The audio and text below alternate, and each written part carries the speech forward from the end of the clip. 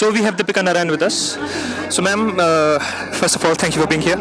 So how long have you been working in the field of men's rights? I started making my documentary Martyrs of Marriage in 2012. I released the film in 2016. It came on Netflix in 2018.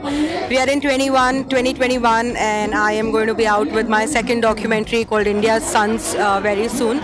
So yeah, it's been 9 years of trying to put the men's side out in front of people and tell them that men also face issues and men also have concerns, very legitimate concerns that need to be taken care of.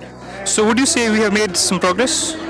Well, Sahil, I think my personal opinion is that there's a lot of awareness in the society. If I look at my efforts and if I have to, count those efforts or analyze those efforts, I entered this space majorly because of the reason that I wanted to spread awareness. Because my concern when my own family went through all of this was that we didn't know that there are so many people who go through this. We thought we are the only one that this is happening to, and that's the case with most of the people.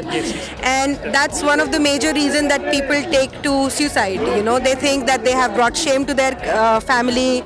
They're the only one who's going through this, and that has not happened in their family or ever in the history of their family.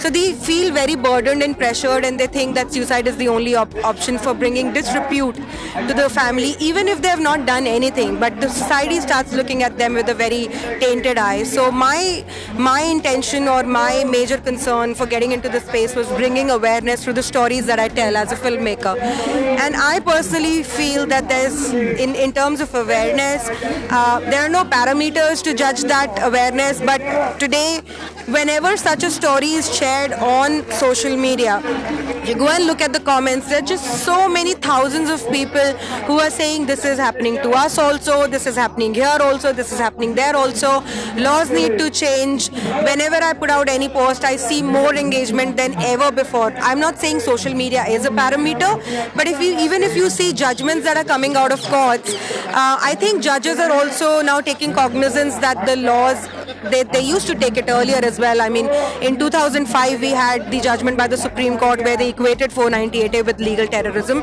and that time also I think that was the peak of men's right activism. There were so many protests that used to happen at that time. Even in 2012 there used to be huge protests. So I think we have made good stride in terms of bringing awareness in the society. When that translates to changes in the law is something that we have to see, and like I said, it's a game of patience. Even if we look at women, they didn't get their rights overnight, Yeah, it took them decades. Long struggle. So I am very sure that someday we will also be there. We now see PILs being filed in the Supreme Court. There is now a PIL on wrongful prosecution of men under false cases. The center has been issued a notice. There are a lot of other PILs, like the identity of accused should not be disclosed even before any conclusion has been reached by the court.